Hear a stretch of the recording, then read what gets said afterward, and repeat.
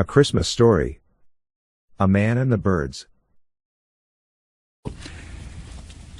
The man I'm talking about was not a Scrooge now. He was a kind, a decent, a mostly good man, generous to his family and upright in his dealings with other men, but he just did not believe in all of that incarnation stuff which the churches proclaim at Christmas time. It just did not make sense, and he was too honest to pretend otherwise. He could not swallow the Jesus story about God coming to earth as a man. He told his wife, "I'm truly sorry to distress you, but I'm just not going with you to church this Christmas Eve." He said he'd feel like a hypocrite, that he'd much rather just stay home, but that he would wait up for them. So he stayed, and they went to the midnight service. Now, shortly after the family drove away in the car, snow began to fall. He went to the window to watch the flurries getting heavier and heavier. Then he went back to his fireside chair, began to read his newspaper. Minutes later, he was startled by a thudding sound, and then another, then yet another.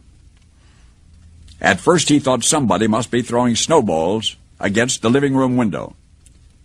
But when he went to the front door to investigate, he found a flock of birds huddled out there miserably in the snow. They had been caught in the storm. In a desperate search for shelter, they had tried to fly through his large landscape window. That was what had been making the sound. Well, he couldn't let those poor creatures just lie there and freeze. So he remembered the barn where his children stabled their pony. That would provide a warm shelter. All he would have to do is direct the birds into that shelter. Quickly he put on a coat and galoshes, and he tramped through the deepening snow to the barn, and he opened the doors wide. And inside the barn he turned on a light so the birds would know the way in. But the birds did not come in.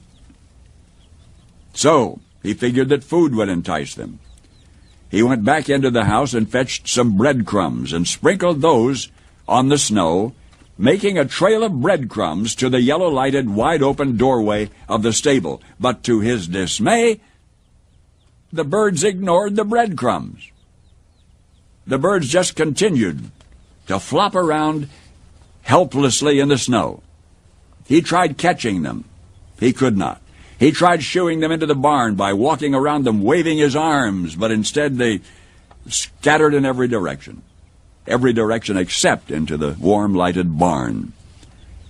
And that's when he realized that they were afraid of him. They were afraid of him. To him, he reasoned, "I'm a strange, terrifying creature. If only I could think of some way to let them know that they can trust me, that I'm not trying to hurt them but to help them." But how?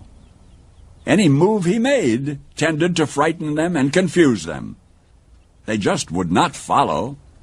They would not be led or shooed because they feared him. And he thought to himself, if only I could be a bird now, if I could be a bird and mingle with them and speak their language and tell them not to be afraid, then I could show them the way to the safe, warm barn. But I would have to be one of them, wouldn't I? So they could see and hear and understand. At that moment, the church bells began to ring. The sound reached his ears above the sounds of the wind, and he stood there listening to the bells. Adeste Fidelis. Listening to the bells pealing the glad tidings of Christmas. And he sank to his knees in the snow. Paul Harvey, I hope for you and those you love, this will be a wonderfully Merry Christmas.